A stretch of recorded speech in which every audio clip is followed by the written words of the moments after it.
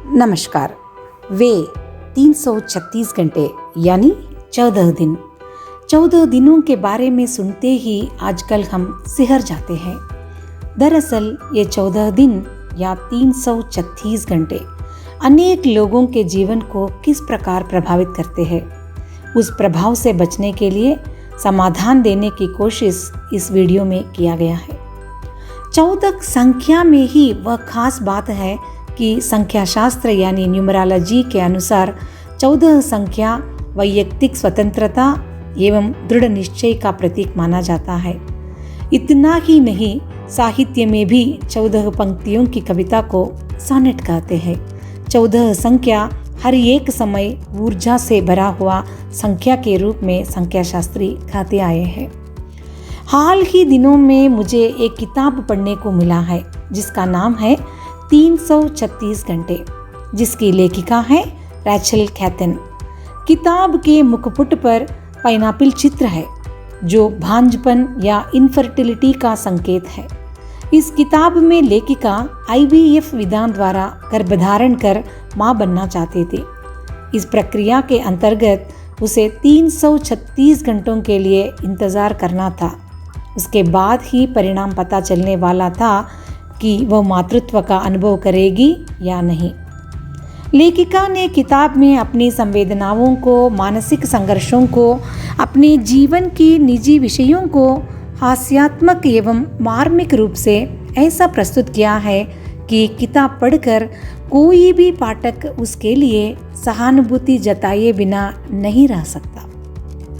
वैसे ही आजकल कोविड के मरीज को भी डॉक्टरों की सलाह के अनुसार 14 दिन अस्पताल में या तो घर के एक कमरे में अलग रहते हुए चिकित्सा लेना पड़ता है। यहाँ भी उन 336 घंटों की मानसिक संघर्ष का हम अंदाज़ा लगा सकते हैं।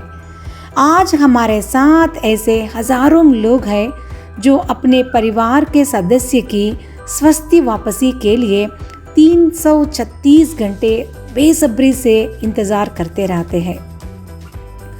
समस्त सृष्टि के 14 मनु हैं जो हर एक मनवंतर के अधिपति माने जाते हैं। श्री रामचंद्र के 14 वर्ष वनवास के पीछे भी यह 14 संख्या बहुत मुख्य भूमिका निभाई थी। कैकेयी यह जानती थी कि कानून के तहत कोई भी व्यक्ति 14 साल के लिए राज्य में ना रहने से वह अपने हिस्से के जायदाद पर हक खो बैठता है। यह नियम आज भी लागू होता है। मेरे अनुसार श्री रामचंद्र 14 साल के वनगमन में स्वच्छंद और स्वतंत्र थे। जहां मन चाहा वहां वे जा सकते थे। प्रकृति के खुले वातावरण में वे अपनी पत्नी सीता एवं भाई लक्ष्मण के साथ कुछ समय के लिए गपशप कर सकते थे। मगर आज इन कोविड मरीजों के लिए 14 दिन का ये वास वनगमन से कुछ कम नहीं है। परिवार से दूर, अपनों से दूर, अकेले 336 घंटों को काटना साधारण सी बात नहीं है।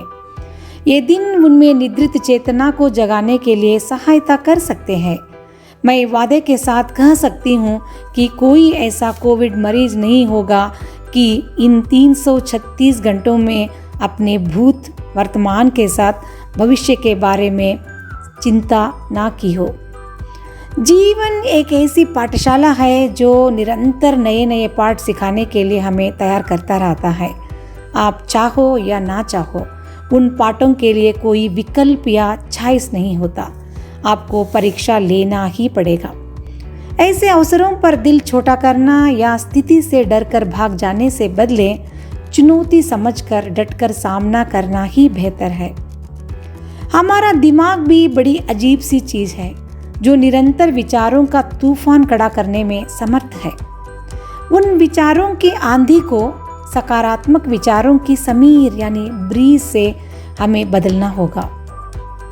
उन 336 घंटों में हो सके तो अपने आप को ऐसे व्यस्त रखने की कोशिश कीजिए जो आपको आपके मन पसंदीदा काम में निरंतर ऊर्जा मिलते रहा।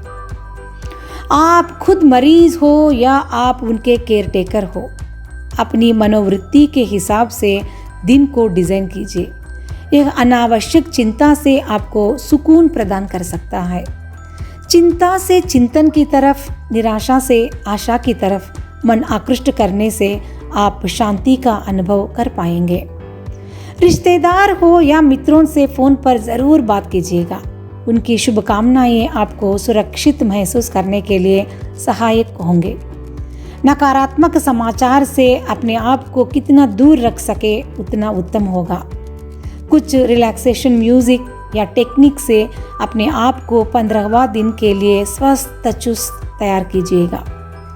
कहना या सुझाव देना हमेशा आसान काम होता है। जिस स्थिति में आप हैं उस स्थिति को आपके अलावा कोई बेहतर समझ नहीं सकते हैं। परिस्थिति जो भी हो उसे स्वीकार कर अपनी मानसिक स्थिति के अनुसार बदलने की शक्ति आप में ही है। श्री कृष्ण के द्वारा अर्जुन को बताया गया यह वाक्य ज़रूर हमें अपनी संकट स्थिति से उबरने में सहायक होगा। यह समय भी बीत जाएगा। तो आप क्या कहेंगे?